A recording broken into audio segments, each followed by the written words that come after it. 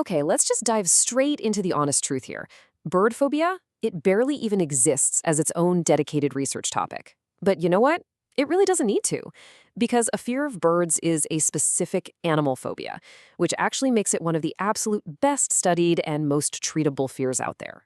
If you've got a 4 to 14-year-old at home who is terrified of birds, you are in the exact right place for this explainer.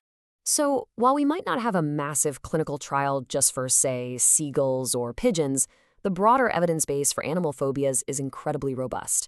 And the really good news, these fears respond remarkably fast to exposure.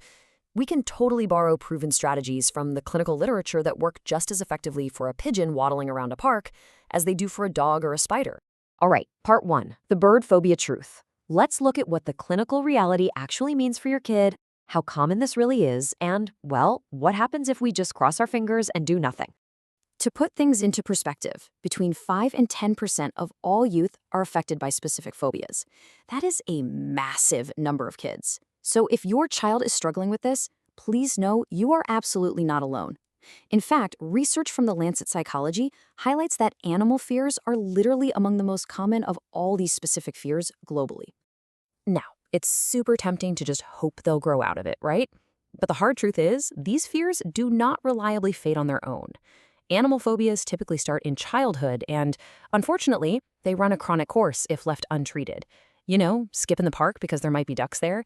It feels like a quick fix today, but that avoidance is actively reinforcing the fear over time. It's like feeding a monster. Moving on to part 2, why children fear birds. I mean, it can feel completely irrational in the moment when a harmless seagull eyeing a stray French fry causes an absolute full-blown meltdown. But the science actually gives us a very clear biological explanation for this intense reaction. So you're probably asking, why birds specifically? I mean, why not fear a harmless static object instead of a tiny little creature just hopping along the sidewalk? Well, the answer lies in something called evolutionary preparedness. Basically, human brains are hardwired to quickly learn to fear animals in order to keep us safe. Our ancient ancestors had to rapidly identify potential threats in the wild, and that deeply embedded survival mechanism, yeah, it is still firing on all cylinders in your child's developing brain today. And birds, they are basically a perfect storm for this primal response. They make these sudden, jerky movements, they flap their wings unexpectedly, and they often swoop right in close for food. But here's an absolutely crucial trigger: vicarious learning. A single frightening encounter, or even just watching a scared adult react, can instantly condition this fear through what researchers call the vicarious pathway. It happens in the blink of an eye. Okay, part 3, the 3-hour phobia cure. Let's look at a pretty groundbreaking solution from the UK's Aspect trial that has completely changed how we think about treating these specific childhood fears. So, traditional cognitive behavioral therapy has always been the gold standard, right? But it usually takes weeks or even months to complete, and let's be real, getting an appointment can be a nightmare. However, this massive randomized trial showed that a single, roughly 3-hour one-session treatment works just as well.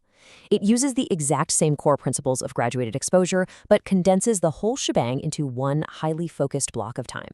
The takeaway here is that targeted, rapid exposure is a clinically proven, highly effective cure. When researchers measured outcomes at a 6-month follow-up, the kids who did just that single 3-hour session maintained their bravery. They improved just as much as the kids who spent months in multi-session therapy. I mean, that is an absolute game changer for families. Which brings us to part 4, your graduated exposure plan. The best part is, you don't need a lab coat to apply these clinical principles.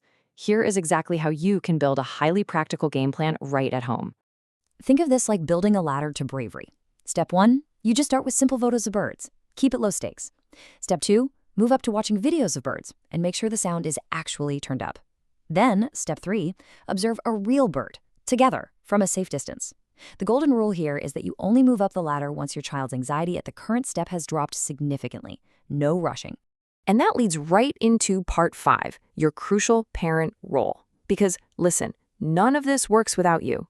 You are the absolute anchor in this entire exercise, and how you behave completely dictates how your child processes the exposure. Remember how we talked about fear being learned by watching adults? Well, that means you modeling calm, relaxed behavior isn't just nice to have. It's an actual evidence-based intervention. If a bird flutters by and you tense up or, rush to shield your kid, you're validating the threat. But if you stay completely relaxed alongside them, you are actively rewiring their brain to understand they are entirely safe. Now, a really quick but important caveat here. If this fear meaningfully limits where your child will go, like they are refusing to go to school or they're completely avoiding being outdoors, please go see a professional. Mental health experts are specifically trained to guide you through this exact clinical exposure process safely and effectively. But for those of you managing this at home, the Fear Me Not app is an absolutely incredible tool. It gamifies this whole graduated exposure process. Basically, it turns those animal fears into step-by-step bravery wins through play, putting all this robust scientific research right into your child's hands in a way that feels super empowering and fun. So I want to leave you with our empowering mantra for this explainer. Don't calm down, conquer. Accommodating and avoiding just feeds the phobia, while exposure is what actually cures it. Step up, model calm bravery, and help them take their world back. The only question left is, what will your child's first step toward bravery look like tomorrow?